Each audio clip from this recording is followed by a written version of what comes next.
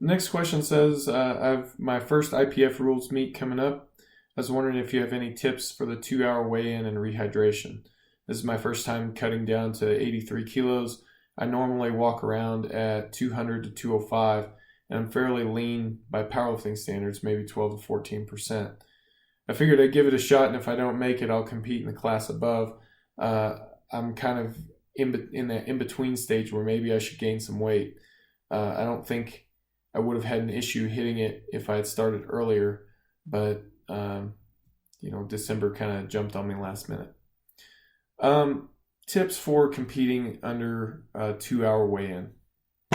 Well, um, the first thing would be that primarily what you're going to be doing is a water cut. You're going to super hydrate in the week to 2 weeks leading up to it.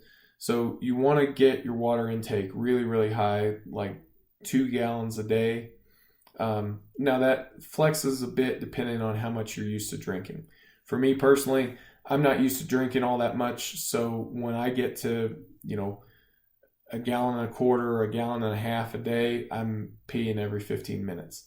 So, but that's what you want. You want to get to the point where you're going to the bathroom to an annoying degree, and keep pushing that water intake. The harder you can push the water intake up to a point, the better off you're going to be. Obviously, don't push it so hard that you get water intoxication and die. You need to exercise a little bit of common sense, a little good judgment here. Push your water intake so that you're going to the bathroom often, but not so much that you're causing an electrolyte imbalance. Usually that tends to be around 2 gallons a day, but like I said, for me personally, it's a bit less. I know people that do more than that. So it does depend a bit on, what you've done up to this point, what's normal for you. So that's what you do, and you do that for a week to 2 weeks leading up to the competition.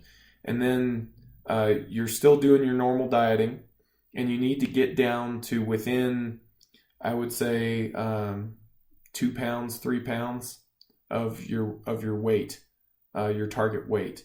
And then 12 hours prior to weigh-in, you stop all water consumption. Okay. Now that will be anything that's containing water at that point. To be honest, at that point, you'll be looking forward to it. You'll be super hydrated, and you'll be looking forward to, not drinking so much water. And 12 hours, honestly, isn't that long to go. What that will do through this period of super loading, you get used to urinating all the time. And then there's 12 hours out, you stop all water consumption. You continue to urinate at your normal pace for a little while. And so you can drop some excess water. You'll drop more than 2 or 3 pounds. And to be honest, to go even a step further, what's even better to do, monitor your overnight weight loss. So weigh yourself at night and then weigh yourself again in the morning, and see how much weight you lose overnight. Do this while you're doing your super loading, your super hydration. That way you can kind of custom tailor that final recommendation to you a bit. So like I said, you want to get down to within 2 or 3 pounds of your goal weight. If you're dropping 5 pounds overnight from water, then you'll want to get within 5 pounds of your goal weight, because the idea is that you're going to stop water intake 12 hours out from your weigh-in, and then you're going to drop some excess water weight overnight, and when you go to weigh in the next morning, you should be right on, a bit under. And really, it's kind of a data-driven thing. Monitor your overnight weight loss, get yourself close, and then utilize that overnight weight loss to help you make that last little dip into your weight class. After your weigh-in, you're going to want to refeed a little bit. I mean, it's not like you've got to go bananas on it, but if you've been dieting, especially like you said, you're fairly lean, you're going to be dieting pretty hard to get down to 83. You're definitely going to want to drink something. You're going to want to get some carbohydrates into your system. It doesn't have to be, anything sloppy, just eat something, it doesn't have to be anything magical either. For myself, typically in that kind of post weigh-in, pre-meet sort of stage. I want something that gets into my system reasonably quickly, but more importantly for me, I want something that's palatable, because I've got a little bit of nerves at this point.